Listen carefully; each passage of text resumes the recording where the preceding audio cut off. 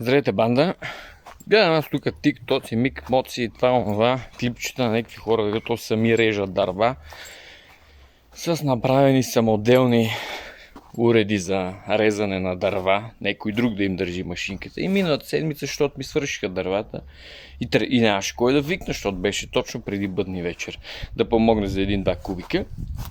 Викам, абе, чакай са, мене кръста ме боли, не става така нещата, трябва да измислиме нещо. Никъде в интернет нямаше схема как се прави това нещо.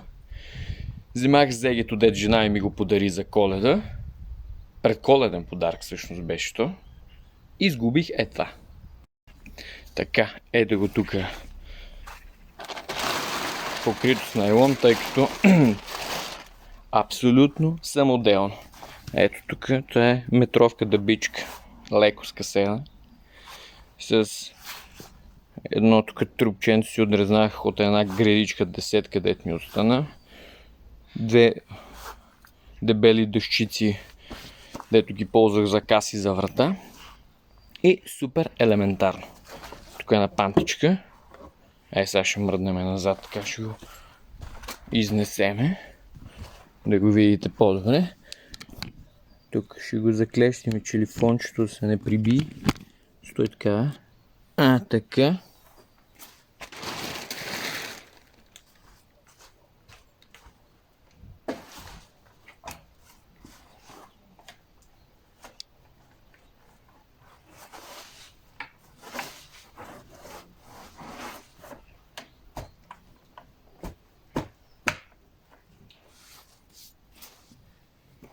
Така. Хубавото на това, че крачета са му от дъбичка, че е по-тежко и е стабилно за машинката и държи машинката. Ще е хубаво, ето тук сложиме още една летвичка, въпреки че тук горе има една дъска, но ако има долу, крачета няма да се отварят. Не, че за сега се отварят. И цялата работа беше около 15-20 минути. Хубаво е да не използвате такова педече като моето. Това също е такова педече, защото от водата се надуват. Ако ползвате такива и вземете да ги лакирате, плюс нещата, които играх, повечето бяха метални. Това е дървено. Мисля, че плюса при дървеното е, че ако ви мръдне листа, тук както на мен ми се случи, виждаме ли нещо? Трябва да виждаме, да. Много слънчево тук. Листа ще пипне дърво, а няма пипне метал. Една пантичка за 2 лева, може да използвате по-стабилно, въпреки че тази отгоре е с 3 рапитки. Отдолу също е хванат с 3 рапитки. Тук 2 дупчици, които дупчици ще мушнем 2 болта с гайка. Тук е дупките, които... Тук цяло мисля, че това е била идеята, защото отдолу самата машинка, която също се мега китайчето. И ето ни, слагат си машинката тук. Сега ще ви покажа колко лесно става. И нека да изпляскаме телефончето. Така малко накриво се вижда. Така. И ето сега. Болчи с гайка, болчи с гайка.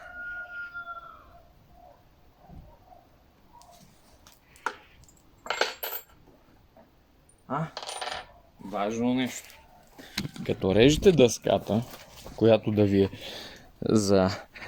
Значи трябва да направите така, че ето тук, ето тук място, където съм го резнал. Идеята е да хвърля трината, която се събира отдолу.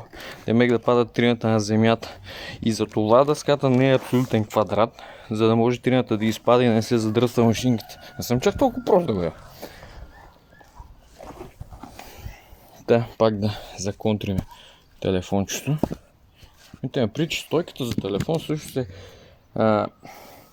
стойка за кола, хваната с 2 рапитки за едно педече.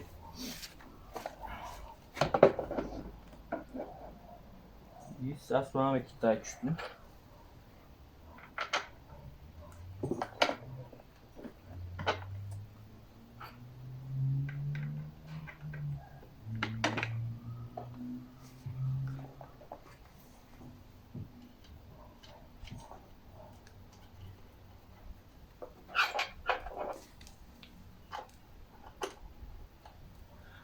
Друго нещо. Ако си намерите гайка, само че сега нали са празници, нищо не работи, ще е мега мазнато една гайка с като пеперутки университет, с перце отгоре, за да не ви се налага с ключето да го затягате, ще е по-удобно.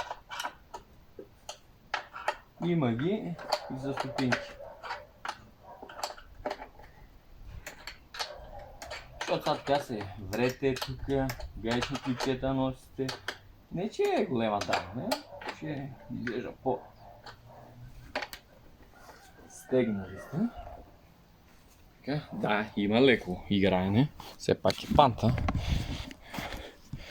Но дори с това леко играене, така виждате, че тя минава почти на косъм, дори при плътно прибрана навътре. В повечето случаи седи по-навънка. Не е проблем. Присече, ето, тя самата машинка си има луфт, така че няма как да го оберете напълно. Сега видим как стават нещата с паленето. Така, принципно китайчето е лесно пали.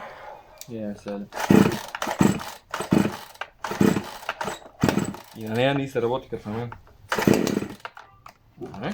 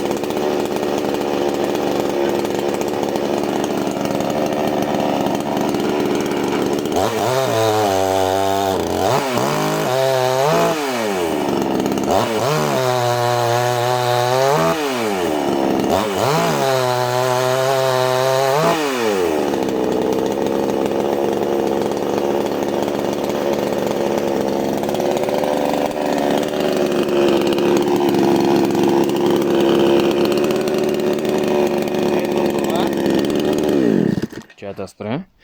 Идеята на тази дъска е, тя пантата като цяло няма да позволи на резачката да се обърне, може да седи изцяло изправена. Идеята на тази дъска, и баве тази дъска, е като сложите дърво, чайте някой като мога да се ръка, за да мога да държи телефончето. Като сложите дървото така, въпросната дъска държи дървото, веригата като го дърпа, не се блъска ето в тази част на машинката или в случая е в тая. Дъската е дълга, ако си го пусте по-дълго, самата масичка да ви е по-дълга, дървета няма да ви клюмат назад. Само че това са метровки, така че пак не клюмат.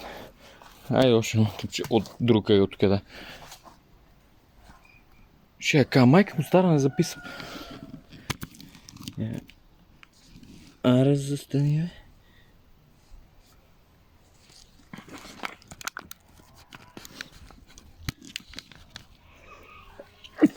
Да, верси на себе си.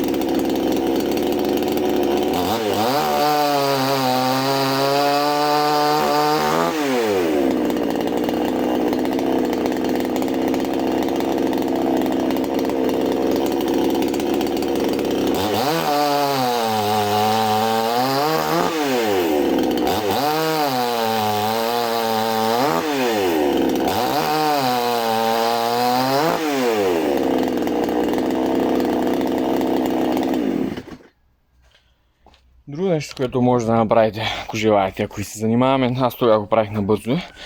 Ако масичката я го дължите натам, от това слънце нищо не виждам. Ако масичката го дължите насам, така, спокойно може да сложите един стопер от тази страна и по този начин ще си блъскате дървото точно толкова, колкото е необходимо за камина, печка или каквото там използвате. И така, който иска може да се направи елементарно, който не иска да си викне другар. Надявам се да ви е харесало. Пак не, сета. Нали дръжко си за мен. Гуино, кажи чизбургер. Сващам ли те? Сващам ли те? Махия. И спрете ми разфърляте букуци с двора на тапанари. Така, всичко хубаво и те. Мога да ме последвате, да ме в... Бегате, гадни мухи. Един слънчев ден и мухите се разфрачака. Мога да ме последвате в Facebook не, защото не го ползвам. Само единствено в YouTube и в Twitch, където стрима. В момента с жена ми стримаме 5M. Ролплейваме в Infinity. Густо сервер. В сравнение с миналата година собствениците са му много добри. Помагат. Играем от 2 седмици, не сме умрали нито веднъж, което в повечето 5M сърчите. Ко правиш там, бе, олигофрен? Усти котката, отиди си на място. Бързо, Кьоров. Не ме гледай тъпо. Което в повечето сърчета, в които се влиза без кандидатстване, се случва често да се умира. Ние за момента не сме умирали нито веднъж. Имахме едно-две такива. Но там имаше други проблеми, не беше, защото 10 годишни лапенца са излезнали да трепат всичко наред. Гъмата супер печени, дискордчето им е добро, има професийки и така те. Всичко хубаво, have a nice day и така те. Ай!